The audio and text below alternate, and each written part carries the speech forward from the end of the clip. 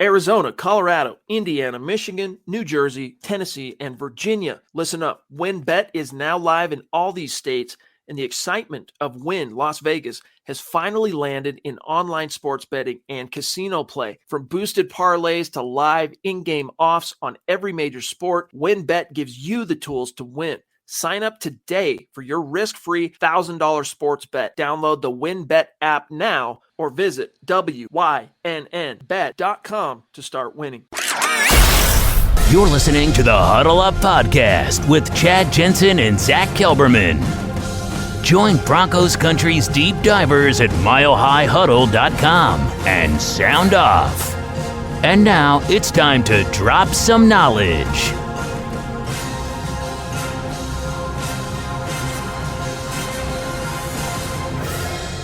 Welcome in, everybody. It is the Huddle Up Podcast, presented, as always, by Mile High Huddle and powered by Blue Wire Podcasts. I'm your host, Chad Jensen. With me, my fellow football priest. You know him, you love him, Zack Kelberman. Zack, is it the height of hubris for two cats on a podcast, a humble podcast at that, to each be wearing on their person, one a hoodie, one a t-shirt with their own faces on the t-shirt? You tell me.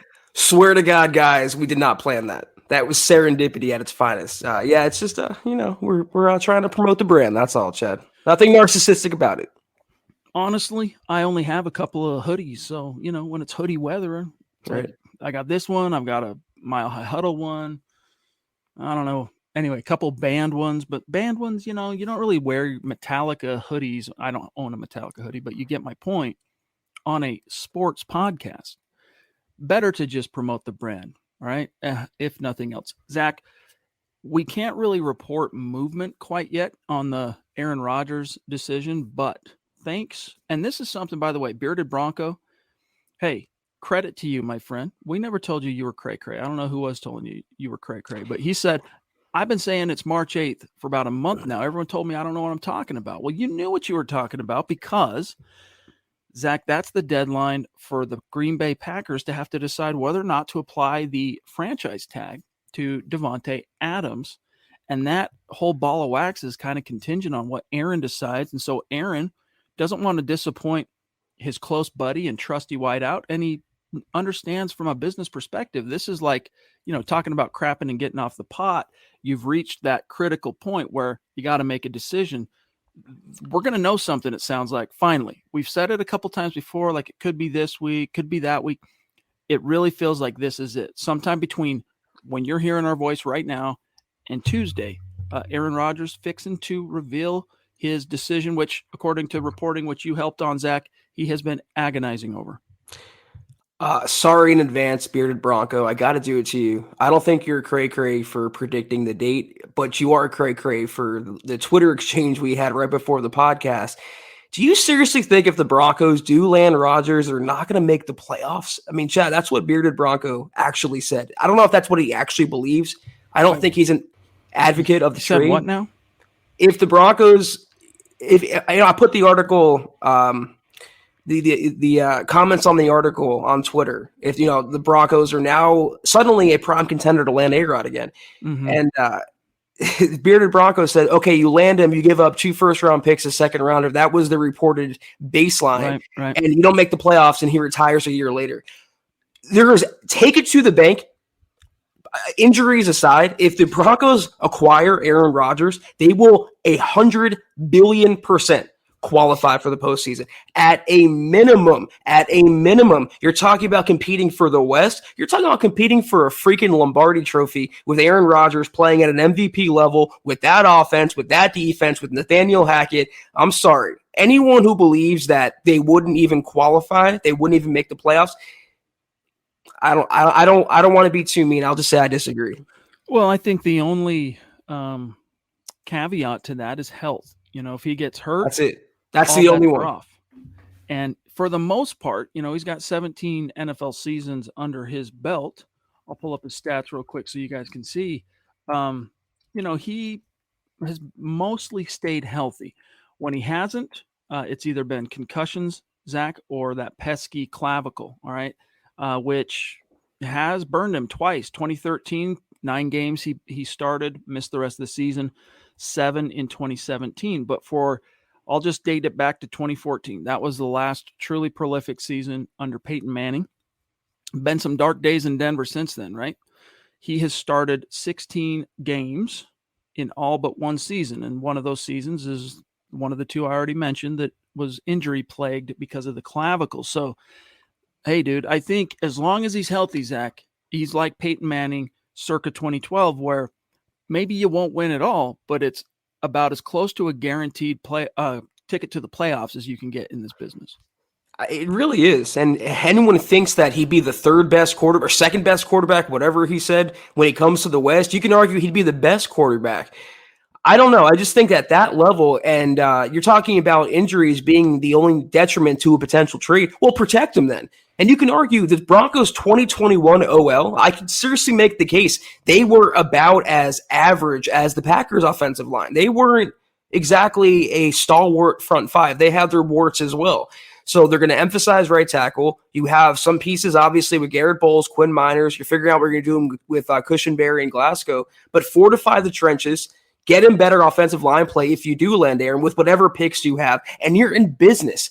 I mean, he made hay throwing to no names. Alan Lazard and Valdez Scantling. Now he has Jerry Jeudy, where he would be having Jerry Jeudy, Cortland Sutton, Tim Patrick, Noah Fant, Albert O, and he has Javonte to hand the ball off to, and then that defense to close it out. And the vigor, the reinvigoration, playing under Hackett, getting away from Brian Gutekunst and maybe even Matt LaFleur, teaming up with his beloved coach. It just makes a ton of sense if and only if. That's what Cliffs reported, Chad. I don't know if you saw it.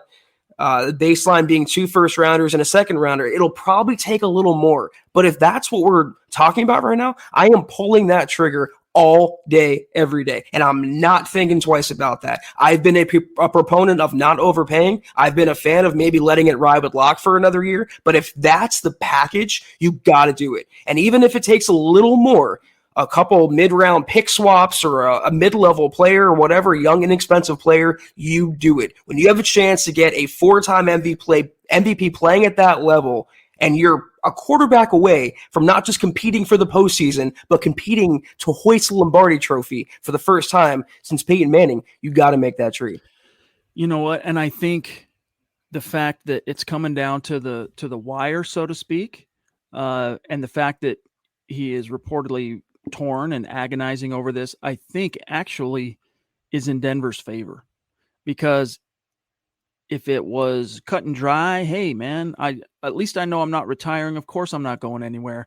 It's fun to kind of flirt with everybody and get everybody up in arms over the last basically year over this thing. But I'm not going anywhere. I think that decision would have been made a long time ago. The reason it's coming down to the wire is because he is trying to delay the pain, because it will be painful to do that, right? And who knows, at the penultimate moment, Zach, that pain might make him go, you know what, screw it. I'm just coming back to Green Bay and finishing my career. It's been a Hall of Fame career.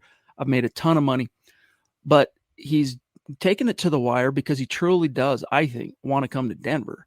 It's just a matter of, oh man, so much water is going to pass beneath the bridge in terms of, risks to his legacy as a Packer, upsetting the apple cart with the Packer faithful, disappointing people and all the criticism. I mean, he's no stranger to criticism, right? Like, especially this last year, man, that dude has taken all the fiery darts, so to speak. But I think the fact, again, to summarize, that he's dragging it out favors the Broncos. Now, that's no guarantee that he's going to ultimately choose, but to me, it's a positive, encouraging, optimistic harbinger. And by the way, Steve Baumgartner jumping in with the super. Good to see you, bro. We've missed you. Hope you've been well. Yeah, it has been a while. It's great to see you in the chat, buddy. Thank you.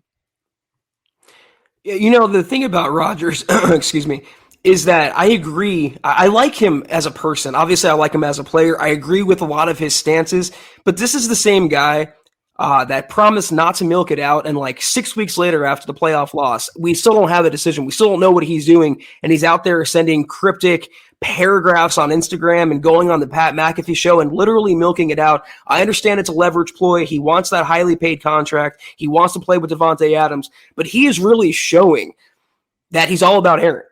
And I don't think that's up for debate anymore. Great quarterback. And if you agree with his politics, you think he's a great person as well for the most part. But in terms of this offseason and the way he's built this mystique around the decision, like he's LeBron going to Miami, Chad, it's a very self-serving maneuver, I feel like. I still want him to come to Denver if it's feasible. But I don't think, and this is what I'm going to tack on with, I don't, to your point, do you really think he cares at this point about his legacy, considering what he's accomplished in Green Bay and what he feels he's given them, what he's blessed them with? Do you really think he cares about upsetting some Packer fans if it means doing what he wants to do, taking hold of his career, and if he goes to another team and wins another trophy, wins another MVP, further cementing his legacy while being a potential $50 million a year quarterback, what Aaron wants to do, he's going to do? I do, to an extent. Now, how much he worries or frets over upsetting the Packer faithful, that's up for debate. But I do think it factors into the whole milieu of what's delaying this decision is, it's going to create friction. How about that? That's a better way perhaps to say it is it's going to create some friction, and a lot of it is going to be uncomfortable. But the flip side to that coin is fresh start, new beginnings, something different. I think he really had his hopes up when Mike McCarthy was fired, and in comes Matt LaFleur to, basically pick up where McCarthy left off after they hoisted the Lombardi Trophy in 2010, and things were going good. And then after the first year, instead of, hey, we together in your first year as a head coach, I can't recall now off the top of my head if that was the first year for Gutekunst. Might have been, but either way, we take it all the way to the NFC title game, come up just short, and you go out and draft a quarterback in the first round. So part of this, Zach, is have the Packers done enough and has, it's like the phrase time heals all wounds, right? Has enough time passed from the point not only when the Packers drafted Jordan Love and pissed off Rodgers, but also the drama that was kicked up when Rodgers made his true displeasure of that public on draft night last year, where we're thinking he's coming to Denver tonight. Holy crap, this could be happening. Mark Schlereth's reporting it, blah, blah, blah. Has enough changed, has enough time passed, Zach. And by the way, shout out to David Wilder. Good to see you, bro. I know you've been going through a bit, and we're with you, my dog. He says, not much longer till we have clarity on A-Rod. Looking forward to this week. Yeah, appreciate that, bro. And we'll talk about Broncos Book Club in a minute, Dave, trust, and good to see all of you. You hit on something I wanted to say there, which is I don't believe in coincidence, and you don't either, and there all that smoke surrounding the Broncos and Rodgers. And unless I'm living in some time warp before the draft, it was like being reported by multiple people that it was a done deal. Out of nowhere, out of thin air, suddenly the Broncos were players for Aaron freaking Rodgers, and a deal was being consummated. I don't know if that was false news, misinformation. I don't know if that was an intentional leak gone wrong, but where there's smoke, there's fire. So he was already connected to the Broncos once. Every report I've read in the last couple of days have said that's his destination. If not Green Bay, it's going to be Denver. So I think, to your point, it works in their favor if it drags out a little longer and he hasn't decided, and he's truly up in the air and truly torn about what they want to do and what he wants to do. If they don't bring back Devontae Adams and let him hit the open market, Rodgers is gone. And I think even if they franchise tag him, Rodgers might be gone. So there's a legitimate chance he might leave Green Bay. I still think, though, correct me if I'm wrong, it's 70-30. He stays with the Packers. It's so hard to say because he just is such a cryptic cat, He's just hard to get a beat on that guy. Michaela, the Duchess, jumping in with a very generous super chat. Much love. Appreciate you. We're looking forward to having you back on the show in the not-too-distant future. She says, hi, Chad and Zach. You guys really think A-Rod coming here? I have my doubts. Yeah, we all have our doubts. Most deaf, my friend, most deaf. We all have our doubts, but there's just, if I really put my thinking cap on and I start thinking, wait a minute now, if this was such a cut and dry decision, he would have made it, I would think, a long time ago to come back to Green Bay and just business as usual. We've had reports of the Packers being ready, and I can't remember now the language of that report, Zach, if they had offered or having an offer prepared to make Aaron Rodgers the highest paid player in NFL history. Why hasn't he then taken the cheese, right? Because as your reporting helped us to understand, Zach, he truly is torn. He's agonizing over this. And I think if you really try and dig into why he's agonizing or what the implications are anyway, it's because he actually wants to come to Denver. The reason there's hesitation, the reason why he's dragging it out is, again, I think just because it's going to create a little bit of a dust up and there's going to be some blowback. I think it's going to be relatively harmless in the grand scheme of things. I mean, look what happened when Brett Favre left and, he was traded and then came back and to play in the NFC North against his team as a Viking. I mean, that was, he violated so many sacrosanct, unwritten laws in NFL fandom by doing that, right? I mean, it'd be like John Elway leaving in 1996 at the end of the season. We'll say 95. All right, going and playing ball in who knows, New Orleans for 1 year before signing with the Raiders, and then coming back and haunting his team with legions of fans for 2 more years. And it wasn't just, that second year in Minnesota, the Vikings weren't obviously as much of a factor, but that first year, dude, where they took it all the way to the NFC title game, and were it not perhaps for a little extra juice with Bountygate, they might have gone to the Super Bowl to play Peyton Manning. Instead, it was Drew Brees, and the rest is history. But my point being, as I ramble here a little bit, Zach, is that I just think he's trying to delay that because he knows there's going to be some blowback. And, it's human nature to duck and avoid pain for as long as you can. Eventually, though, you got to face it, especially in a business like the NFL where there are hard deadlines. Packers can't, in good conscience, go ahead and tag Devontae Adams with the franchise. I mean, they could always rescind it, but without knowing who's going to be the trigger man, how much of our cap is going to be allocated to quarterback is Aaron. I mean, these are questions that, and honestly, Aaron, his team deserves to know. You need to make this decision so that they can go about, get on with their lives and get on with building their 2022 squad. Yeah, everyone involved needs to know, whether it's Green Bay so they can prepare, or the teams that are interested in Rodgers so they can prepare a plan B, plan C, whatever. We are talking, though, about the same guy that said, wherever Hackett goes, I'm going to follow. It's worth noting. But to Michaela's point, do you guys have your doubts? I do, and that's why I said it's 70-30. He's going to stay with Green Bay as opposed to leave Green Bay. And I feel like I've had a lot of tinfoil so far in my head tonight, Chad. I'm going to take it off just a little bit. This could be a maneuver, obviously a contract maneuver. Maybe the Packers have behind the scenes been lowballing him. Maybe they're like 46 when he wants 50. They might be waiting to hammer out and get to that number that satisfies Rodgers. It strikes me as Gutekunst is like taking a really hard stance against. It reminds me, honestly, what Elway and Von Miller went through during the contract negotiations when Von actually cut Elway out of his social media pictures and stuff like that. Also, if he were to announce such a groundbreaking decision to leave Green Bay, he would want to news dump that as best he can. And I feel like a good news dump would have been the combine with everything going on and all these rumors out there. And now his decision is supposed to come right after the combine when all eyes are on that. All eyes are on free agency and the draft and moving forward.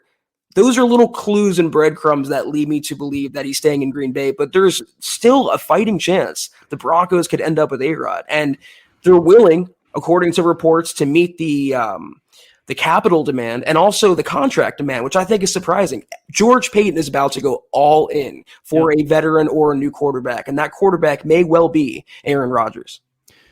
It could happen, guys. Now, there's that part of me still that is like, no way this happens. That same part of me, though, for what it's worth, that was like, no, Peyton Manning's not going to choose the Broncos. Of all the teams, he's not going to choose us. I mean, we haven't done Sam Hill since 2005. We've got Tim Tebow. Things are cooking. Like, why would he want to come here? I don't know. And then when it happened, it was just like the scales falling off your eyes. And in retrospect, you could see why Denver was so attractive to him. But it's that believe it when I see it kind of doubting Thomas disposition of a fan, Zach, who doesn't want to get his or her hopes up and have them dashed, by a decision going the other way. But again, if I look at this rationally, to me, there's only one reason why he would be drawing it out this far. And that's because he actually wants to come to Denver, but he's delaying the blowback. And again, one last thing, and then we'll maybe move on to some other topics here in the chat. But that blowback, it could be enough for him to just say, yeah, I'm just going to stay. I'm just going to stay in Green Bay. Or perhaps, Zach, this is one other angle that we haven't really even touched on. Maybe he's actually agonizing over, do I want to continue playing professional football? It's all a matter of what anyone believes is about his thinking into this decision. But in my opinion, he may as well be going around doing the Johnny Manziel celebration. It's about the money and the title and the ego and the assuasion for Aaron. And that's what I believe. Maybe he really is torn. Maybe he wants out of Green Bay. Maybe he loves Hackett as says he loves Hackett as says he thinks he does, or he says he does. We'll find out soon enough, but the fatigue, you can tell it's setting in, Chad. There's literally no words left to describe this Aaron Rodgers saga anymore. Make a freaking decision and let's get on with it already. Albert wants to know, pardon me, if because he's high on the prospect of if Rodgers were to come to Denver, get another MVP, 3 in a row. Has anyone ever won 3 in a row? Well, guys, I got to let you know, I mean, there's the number of people that have won 3 MVPs, period, is it's small. Peyton, Rodgers, I think Favre's a 3-time MVP. Let me double check this. All right. Let me see here. Lawrence, I think he's waiting on his ex-fiance to see if she'll forgive him. Supposedly, they never broke up. There's some rumor out there that they either got back together super quickly or they never really broke up. So it's again weird what's going on behind the scenes. He's an interesting guy when he's not on the toilet or throwing up. So Peyton Manning all time with 5. Aaron Rodgers now has 4. Tom Brady has 3. Favre has 3. Jim Brown has 3. Montana has 2. Kurt Warner has 2. Steve Young has 2, and then everybody else has 1. So yes, it would be the first time that's ever happened. Andrew Baker, what is good, my friend? Great to see you. Appreciate you. He says, hey, my priest and Broncos brethren, will know our QB position soon enough, but with draft and edge talk, what should we do with Chubb? We never got to see him and Vaughn together healthy for a whole season and never will now. Well, we did one, and that was his rookie year.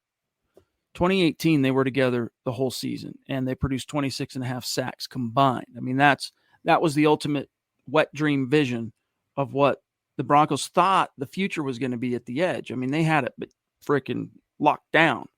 And then the next year, Chubb's hurt. And then the next year, Vaughn's hurt. And then the next year, Chubb's hurt and Vaughn's traded. So it was just this unbelievable comedy of injuries in I guess, tragedy if we're going in that direction. But what is your thought, Zach, on Chubb? Because George Payton last week at the Combine said, hey, look, he's finally fully healthy entering an offseason. I believe he's going to get back to Pro Bowl caliber play. Pro Bowl level is actually what he said. I actually lied earlier. I'm putting the tinfoil back on. I think the ankle injury he dealt with is worse than the Broncos and Chubb is letting on, honestly. Those are kind of injuries, lower body injuries, freak injuries, whatever, that can derail a career. And he didn't look the same after that. And he can't stay healthy, can't get on the field. And as the 5th overall pick, I think that's entering bust territory. As far as I'm concerned, he showed decent flashes. He's not Shane Ray, but I don't think he's ever going to be the next Von Miller either. And in my opinion, I'm still a fan of Bradley Chubb. I really am. I'm rooting for him. I hope he helps out the team in his 5th year and earns a new contract.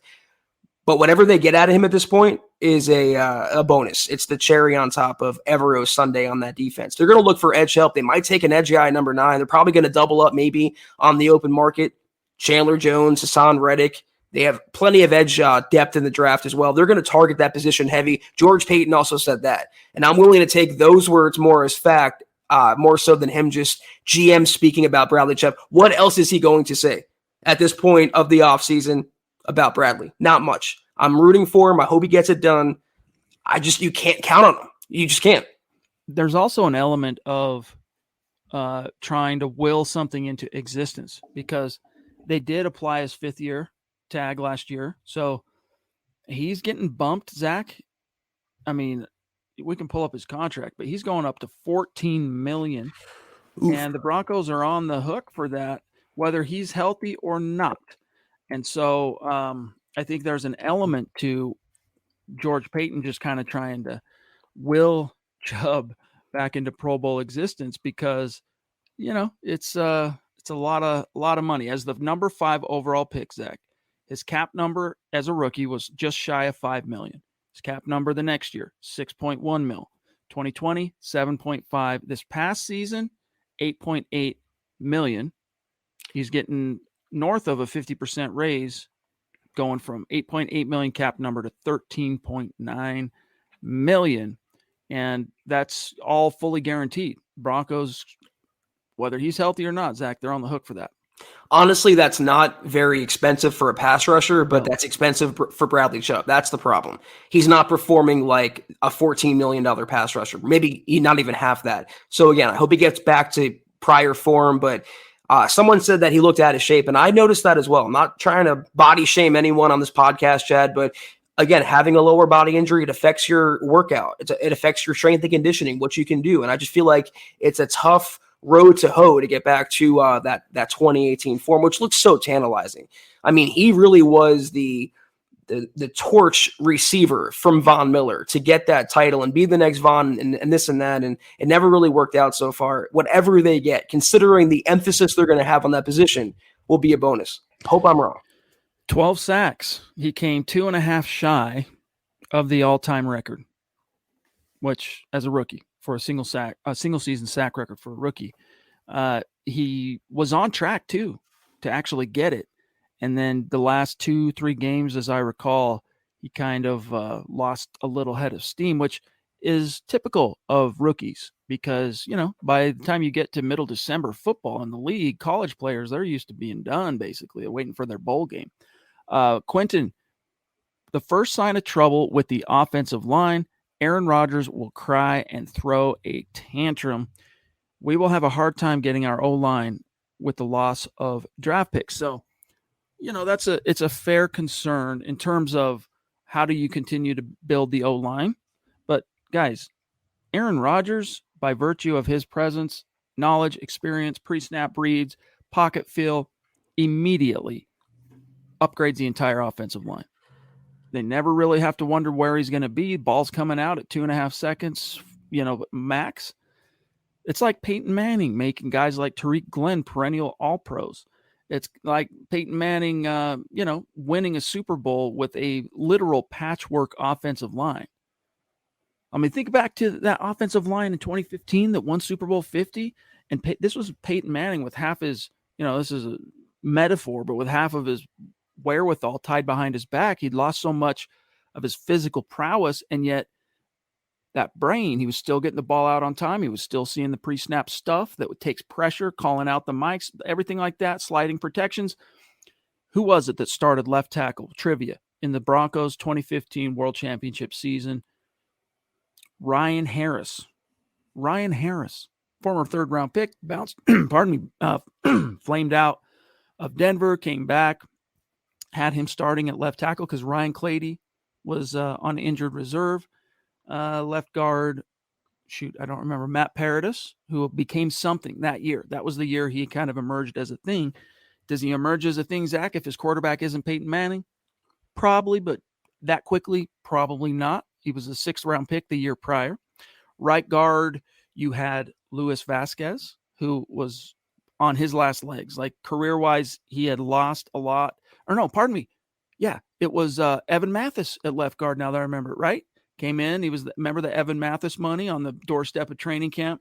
And then right tackle was it Tyler Columbus? Anyway, my point being as I ramble here is those kind of quarterbacks, Zach, they raise all the ships on the offensive line. Now, you still do have to worry about giving up those picks. How are you going to continue to develop and fortify the O-line? But that's a bridge that a guy like Les Snead can advise George Payton on how to cross it. Well, you're all going to have to pull up some footage of Aaron Rodgers throwing tantrums. That's rare. That's not the type of quarterback that he really is. He might be an ornery guy, but he's not I don't know. Tom Brady is more of a crybaby than Aaron Rodgers is. So I'm not going to worry too much about that. And the notion that you'd have no draft picks, well, I'll play your game for a second. The Broncos have a 1st-rounder, 2 second-rounders, and 2 third-rounders right now. If they trade a 1st-rounder and a 2nd-rounder, you're still having 3 premium draft picks to address the O-line. Even if you trade another one, you still have another one left over. You can use future picks. That's also assuming you're not touching the O-line in the later rounds. You can find some gems there. You have to double up on the O-line like you have to double up on edge help this coming draft because the Broncos are that bare at those spots. I don't agree with either point. I think, like you said, Rodgers would make the entire offensive line better, the entire offense, the entire team better. So him being a crybaby over hypothetical sacks allowed by the O-line is not a concern of mine. 727 Mil, good to see you, bro. Thank you for that very generous super chat. He says, if Rodgers want to play for us, he would have said it by now. He's staying with Green Bay. We've got Locke, and we can pick Willis. I personally thought Matt Corral was the best quarterback in college. Y'all's thoughts? Well, we've kind of already addressed that first sentence, so let's move on to the quarterbacks in the class. Look, Malik Willis, lot to like, man. Lot to like. I still question how much is left for him. I mean, a lot still to develop and how quickly you could get him on the field and being a force to be reckoned with. Matt Corral's interesting. He is. There's a lot to like about him. He did some phenomenal things at Ole Miss, but it was in that gimmicky read option scheme that frankly does not translate. His style of play in college will not translate to the NFL, and that includes, Zach, all those runs where he keeps the read, right? Because you're the read option, the zone reads, you're keying off the edge guy, and a lot of times he would just take it like Tim Tebow. You don't survive that in the NFL for long. It's only a short matter of time before those chickens come home to roost. But I like Corral. With the combine in the books, Zach, has your top 5 quarterbacks, your rankings in this class changed at all? Well, it's funny you mentioned that because I thought Malik Willis and Matt Corral had 2 of the better combine performances from quarterbacks. I throw Carson Strong in as well. I wouldn't have a problem with Corral, but in my opinion, you don't get the upside like you do Malik Willis. And he showed the character that he possesses. He shows the knowledge and the smarts to spit back play calling and retain information. That was one of his red flags. And also his athleticism. He threw a ball, I put it on Twitter, like 64 yards in the air. Flick of his wrist. I mean, combine that with his running ability. I know he needs some time. He's like the Trey Lance of this class, if you will, but you're getting a potential franchise quarterback in the, like, what'd you call him? Deshaun Watson mold? I think that was a really good comparison for him. If they can get even half of that, they'd be happy. So if they go that route, Locke and a rookie quarterback, I'd be happy with Willis. I wouldn't cry about Matt Corral, but I just published this right before the podcast. Supposedly, and brace yourselves, guys. Warning. The Broncos are in the mix to sign Mitchell Trubisky. He of Chicago Bears lore. He of being Josh Allen's backup for one season and rehabbing his value under Brian Daboll. The Broncos were mentioned among a host of teams for Trubisky's services. I think he goes to the Giants still to reunite with Daboll, but they're right in there. And the ESPN report by Jeremy Fowler and Dan Graziano, they speculated that whatever team ends up with Trubisky would look to pair him as a veteran stopgap with a quarterback such as, you guessed it, Malik Willis. I'd rather go Locke and Malik Willis personally, but I'm putting it out there for the masses for Broncos country. This now is a thing if they don't end up with Aaron Rodgers. That's quite the cliff to fall off from. It really is. Trubisky, look, this is like the inverted version of Zach's take on Gardner Minshew. Like, I see nothing in Mitch Trubisky. I see something in Gardner Minshew, though, not as much as, his hype would lead you to believe. Trubisky, I don't understand it. To me, it's a guy that, former top 3 pick in the draft, where there are coaches out there saying, but yeah, if I could have just got him in my system, or if I can get him in my system, things will be different.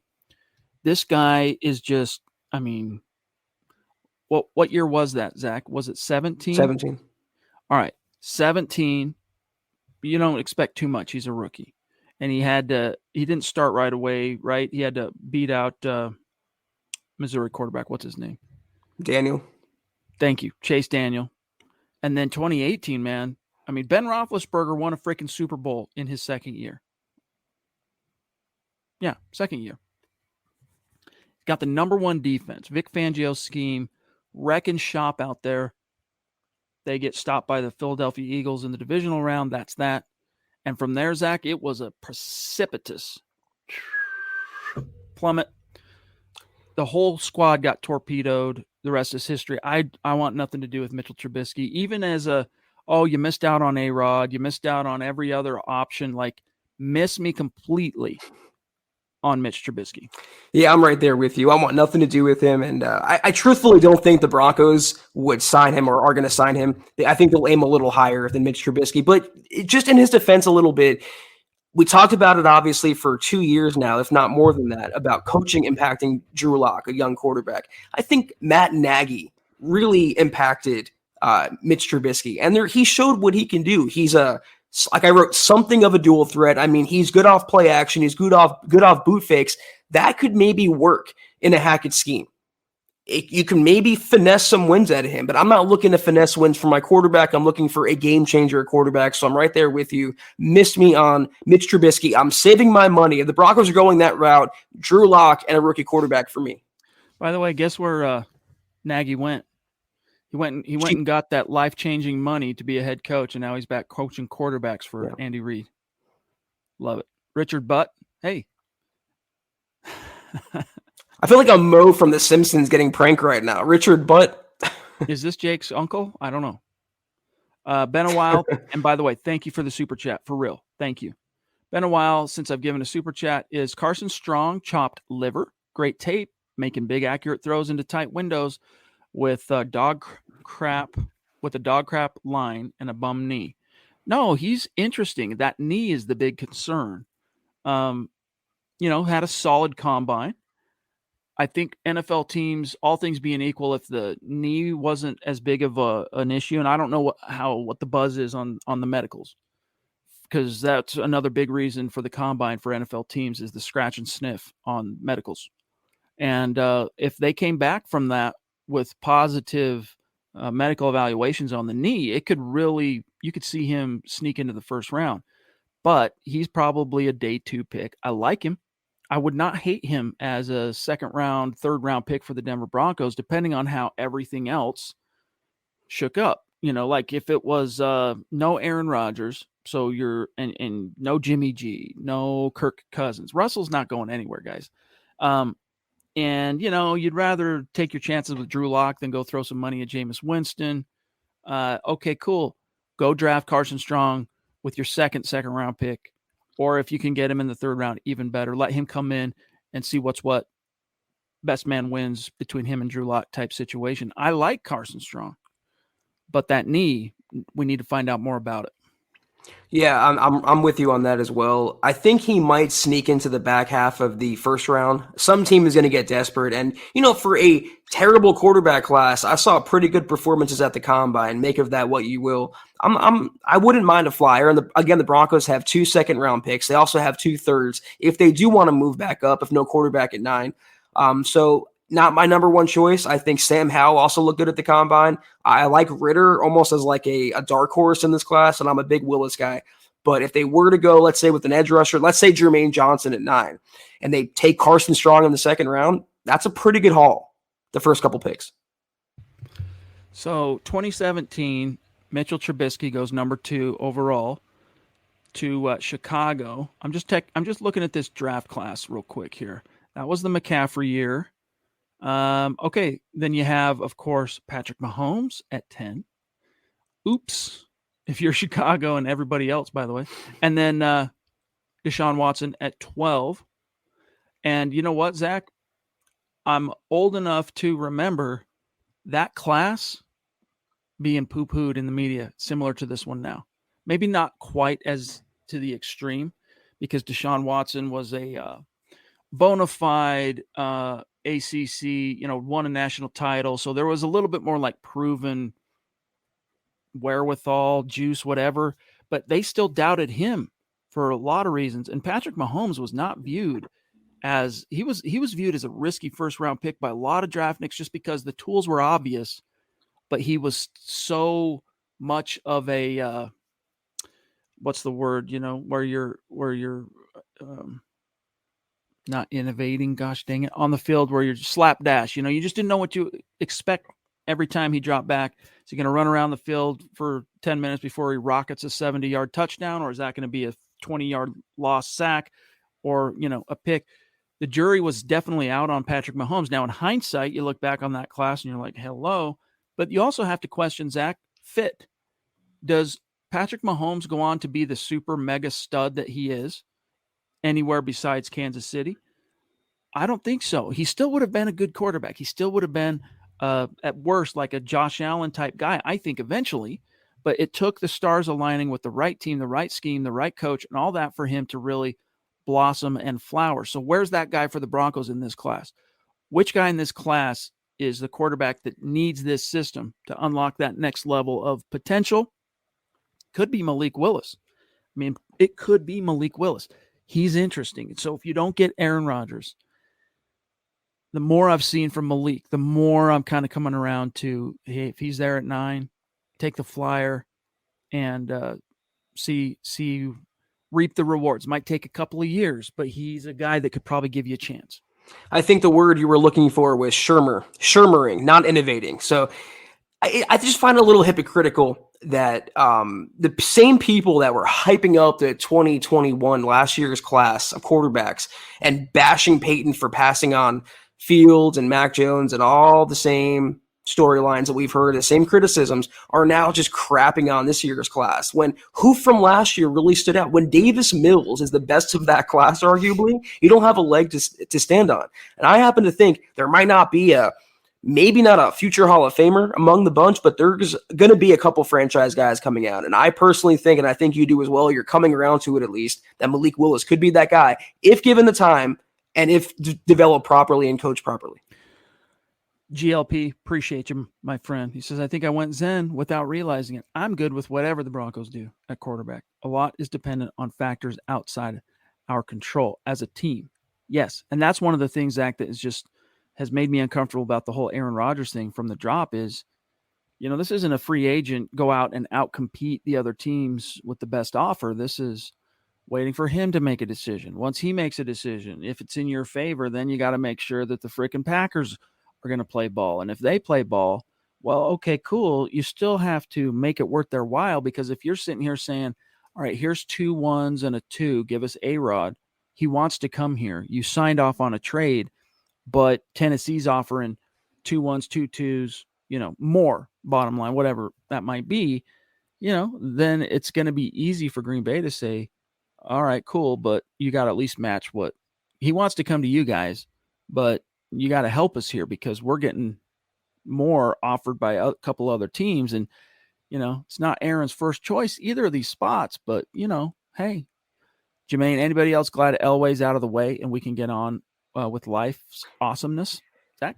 I think it's exciting because it's a new era and it's a hopeful era under George Payton. I have a lot of confidence in Payton's abilities and his vision for the franchise, but it's also an end of a major overly successful era when John Elway was the freaking GM and he delivered 2 Super Bowl appearances and 1 championship. He did a lot of good division titles, a lot playoff victories, regular season victories. I know Peyton Manning had a lot to do with that, but who recruited Peyton to Denver? That would be John Elway.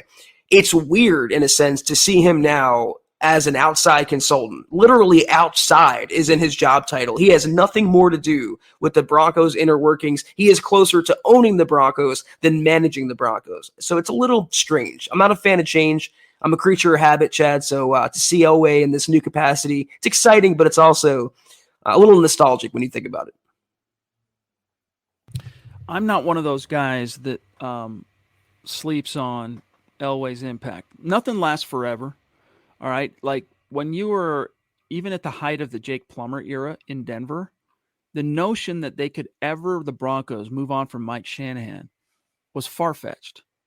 But nothing lasts forever, especially in a league that is as constantly on the cutting edge as the NFL. And, with this being said, his 11 years in the Bronco front office, I appreciate what he did. All right. I appreciate what he did. It took, the last 5-6 years have been dark, but those 5 years before that, man, were legendary. I mean, he brought that to the fans, and didn't end well, obviously. But, John Elway, this is an article, Zach, that I wrote back when we were with CBS Sports and the site was on 24/7. And this has changed, but John Elway, in his 7 seasons, so this was with 7 seasons under his belt, so this was 4 years ago, signed or extended the contracts of 18 players that combined for 37 Pro Bowls with the Broncos. All right, and that included Philip Lindsay and Casey Kreider. He's also the only GM, all right, over the last 7 years to acquire future Pro Bowl players through the NFL draft, street free agency, unrestricted free agency, and college free agency. All right. And then, his winning percentage took a hit, obviously, big time in the last 4 years from the time that article was published. But if you just Google John Elway's accomplishments, Chad Jensen, you'll see that piece. And it's outdated, but at least makes you appreciate some of the things he did here. Now, it was time for change. And, there's a part of me that is a little bit, I have a little trepidation over the notion of him coming back in any kind of an ownership role, just because, again, I think he outlived his usefulness to the Denver Broncos in terms of the way the league is changing. He's old. It's time for new, fresh blood to come in and help keep the Broncos on that cutting edge. I'm not sure him coming in and looming over George Payton as a part owner would be as productive for the team. But, hey, he is the Denver Broncos. John Elway always will be. 19 EHF, what's good? Thank you, buddy. If he comes to Denver, does that make the Broncos Super Bowl favorites? The AFC is so stacked, and we know Rodgers chokes in the playoffs. Yes, he's had one completely successful playoff run, right? 2010, winning it all with the Packers, the Super Bowl. Would it make him, the Broncos, a Super Bowl favorite? What do you think, Zach? Because the Chiefs are going to be up there in the odds each and every year. As he said, Buffalo, Baltimore is always going to be a thorn. His path to the Super Bowl would be easier in the NFC, but good luck convincing the Packers to trade you to an NFC team. Well, that's the word I take umbrage with is favorites. I think the Broncos would be Super Bowl contenders or division contenders and not favorites, but they're going to be right there in the mix with a healthy, albeit 39-year-old going on quarterback in Aaron, but playing at an MVP level. Again, with that offense around him, reuniting with Hackett and Outen and having the defense behind him, you can argue a lot of the Broncos pieces are in place that are better than what he's had in Green Bay the last couple of years. So the choker label, maybe that only applies in Green Bay. Maybe he would shed that label in Denver. Maybe that's a contributing factor to why he may leave Green Bay and come to Denver. I'm going to be hype about it if they get Aaron, because they're going to finally, I saw a comment that I want to echo, and I don't know who it was, but they get Aaron. The second they do that, they go from irrelevant to prime time. And that's the best way to put it. And no longer are you just automatically looking at the schedule and minusing 2 when the Chiefs are on the schedule. I'm plussing 2 in that situation. Hot take alert. And not only that, Zach, but not only are you going to have I'll just be as cynical as possible. You have a better chance to beat the Chiefs and snap the streak, right? But beyond that, instead of like constantly even just like getting one hair of your head above water, you're, by the time you get to week 8 and the Chiefs are on the schedule, that game is going to be important in terms of the final destiny of the division, but you're not 4-3 or 3-4 or 2-6, you're 6-1 or, 6-2 or whatever. And the game, even if you lose to the Chiefs, not as much skin off your teeth because he's taking care of business. Now, I think we've said it on this podcast many, many times. Aaron Rodgers as the Bronco quarterback, head-to-head with Patrick Mahomes and the Chiefs any given Sunday. I think that's a coin flip most of the time. I think those 2 quarterbacks are so similar in what they can do and all that. But there's one missing component people aren't talking about. Yes, Willis's deep ball does look nice, Jimmy. And that is the lift, the boost. I mean, we saw what changing his football environment did for Peyton. You basically took the previous 10 years of his already Hall of Fame resume and microwaved it for the next 4. Same for Tom Brady, those 2 years in Tampa. I think you'd see a similar thing where there'd be just this spark of momentum and newfound energy for a age 39 season. Aaron Rodgers. Jermaine says Brian Greasy as a quarterbacks coach in San Fran. I think he's going to do great there. Did they hire him as quarterbacks coach? I missed that. Good for him, dude. I think he's great calling games.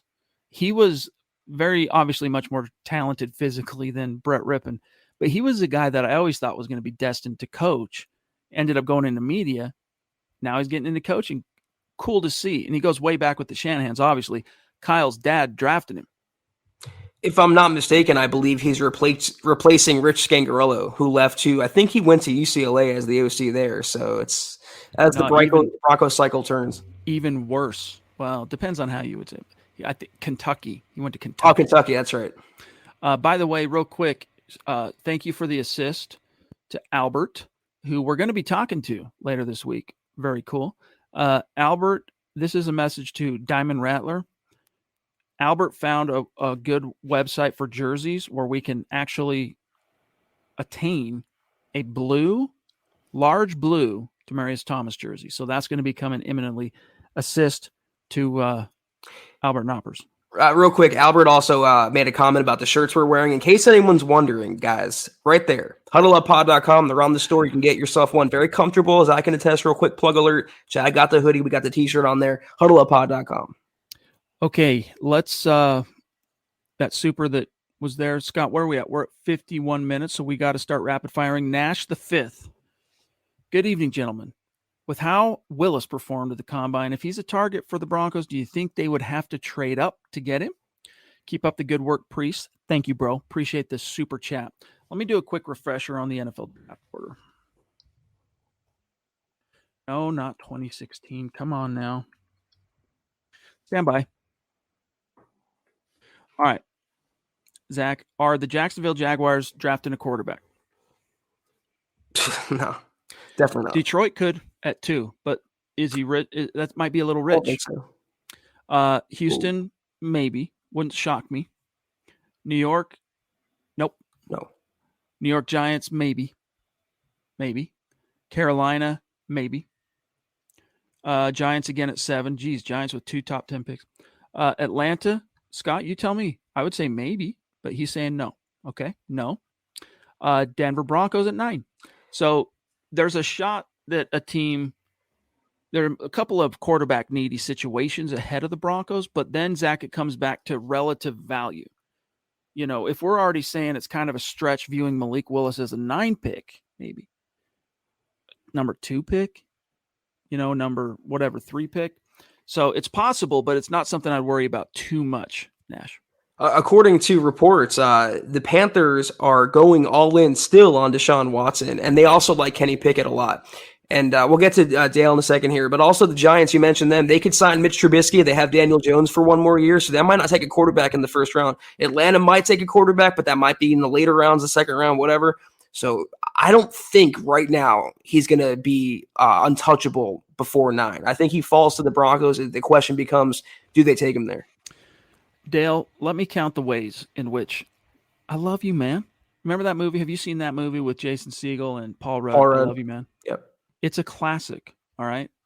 You can learn how to spot a dude, all right, who's holding in a fluff if you watch that movie. Okay. It'll give you so many tips and life hacks. I love you, man. It's a great flick. And listen, Dale, I love you, dude. Thank you so much. Just thank you, bro. That's so generous of you. And it's not the first time. Looking forward to seeing you in a couple weeks, hopefully, right? Going to be in your neck of the woods. Just thank you, bro. I don't want to minimize just how phenomenal that level of generosity is for us here. So thank you, bro. He says, Rodgers stating no rebuild is key, in my opinion. Green Bay and a rebuild go hand in hand. So if you guys remember his goodbye presser after that bitter loss to the Niners, he basically said, I don't want to be a part of a rebuild. All right. So that's what Dale's referencing here. There's no avoiding it without giving up his salary. So delaying the decision, in my opinion, says Dale, is Rodgers leaving the familiarity of Green Bay for the unknowns. And it's not easy. Hackett provides the most comfort outside of Green Bay. I believe he comes to Denver. I'm telling you, there's some truth to that. He his heart is is going to Denver, following Hackett, but he knows there's going to be blowback. He knows there's going to be some pain and controversy associated with that decision. And so he's waiting till the 11th hour, till he has to actually make the decision. I really do agree with that sentiment. Now, a million things could change. Even if you would, our take on this, Dale, is 100% accurate, and we're living in the mind of Aaron Rodgers right now. There are things that could happen between now and decision point that could alter the equation. So it ain't over until it's over. We'll see how it shakes out. But there's still going to be that part of me, Zach, that is going to be surprised regardless if Aaron Rodgers does anything but return to the Packers. Yeah, first of all, Dale, I want to echo what Chad said. That's incredibly amazing, and I'm very grateful and appreciative. Thank you so much for your generosity. It's true that leaving the familiarity of the Packers and leaving that lore and that legend behind, kind of like Favre did, which he had a firsthand seat for, is not easy. And he would be risking his legacy similar to how Tom Brady did it. Worked out for Brady, doesn't work out for everyone. I still think he goes back to Green Bay, but if he doesn't, it's a guarantee he's coming to Denver. They were mentioning the Steelers and the Titans being contenders for Rodgers, but the opportunity to link back up with Hackett, which I think was a grand scheme of Peyton to maybe lure Rodgers all along. I think it's pretty much a guarantee he'd come to Denver, but will he actually leave? Green Bay, with Rodgers playing at that level, they have one more season left at least before they have to blow it all up and rebuild. And that quarterback they're rebuilding with won't be Jordan Love. I think everyone understands that, which I think that's why Rodgers has so much leverage in this situation, and that's why they've allowed him to drag this out and drag this out and drag this out. Could be negotiations on a new contract, could be Devontae Adams. There are so many factors that go into this and so many dominoes that have to fall one way or the other. There is a chance he comes to the Broncos, but I wouldn't call it a probability. I call it a possibility. Put it that way. Human nature is to fear it's the devil, right? And not to relate making hundreds of millions of dollars playing a kid's game to something similar to something as bad as the devil. But it's speaking to, if you look at two things that neither one is like ideal for a guy or a gal, a situation, human nature is, to err on the side of the devil, or the bad situation that is at least more familiar to you. And in this case, the devil he knows is staying in Green Bay. Even without Nathaniel Hackett, he knows what that looks like. He played 14 of his seasons without Nathaniel Hackett. Now he doesn't know what that looks like without Hackett playing under LaFleur, but he'd be fine. So it's, we'll know when we know, guys. We'll know when we know. Corey H in the house. What's good, big dog? He says, this is the week, y'all. A-Rod, our way. We return to the top of the NFL this week. We're back to relevance yet again. Our 5-year hiatus is finally over. This is going to be epic. Hey, dude, I love the optimism. Will it into existence. All right. Will it into existence.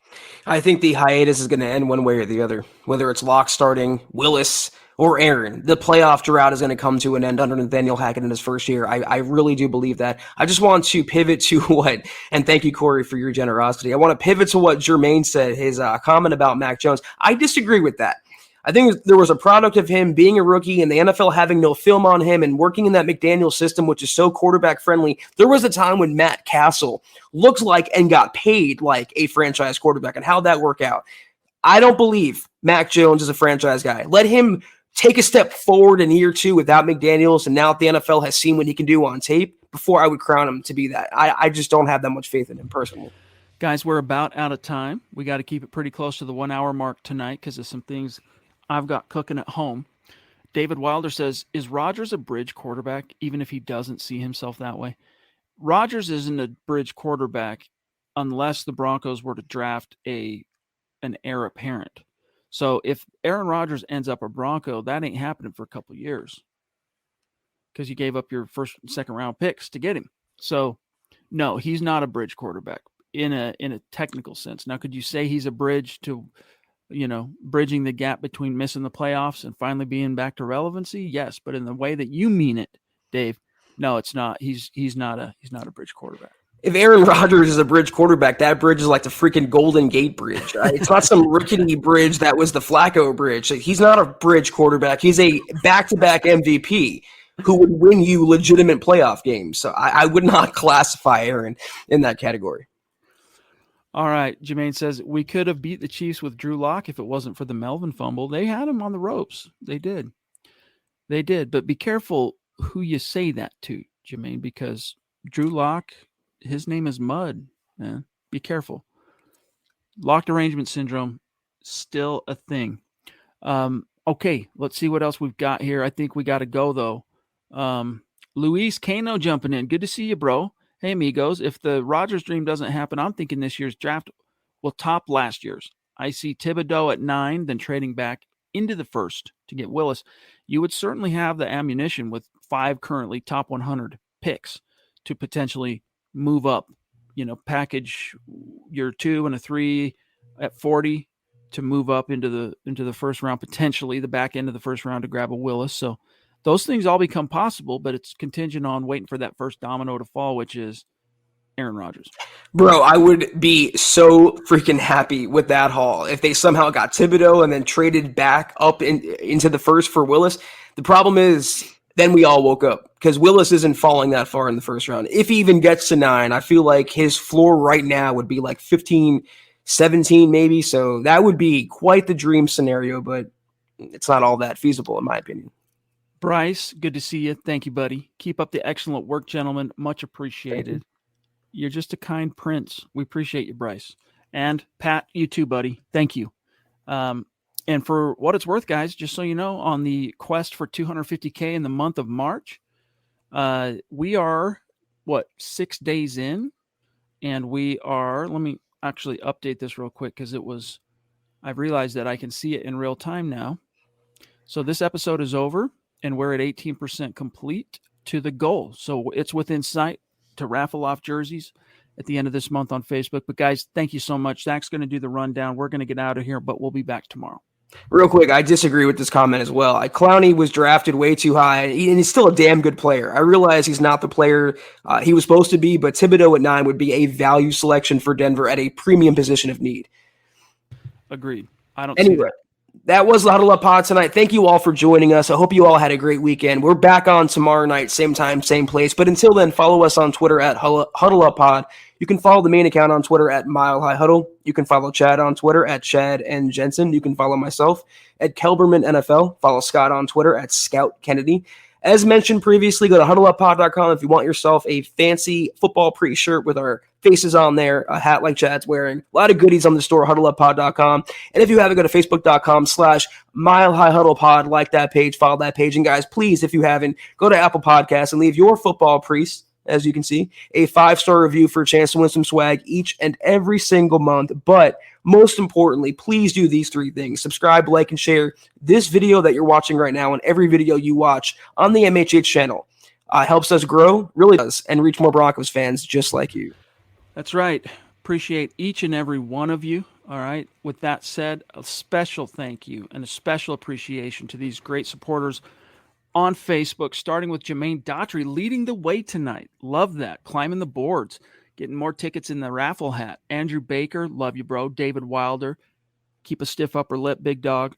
Lawrence Rivera, GLP, Brad Murdoch, Pat Havener, George Fox, Quentin Carson, Jose Lopez, Phil McLaughlin, and Dave Glassman. Dave, I will DM you what's going on with Broncos Book Club. We ran out of time and I spaced elucidating on that on YouTube. Much love and respect to each and every one of our Super Chat superstars tonight, starting with Dennis Woods. Oh, wait, I got that wrong. Pardon me. Starting with Steve Baumgartner, Michaela the Duchess, 727 Mil, Richard Butt. Could it be related to Jake? I don't know.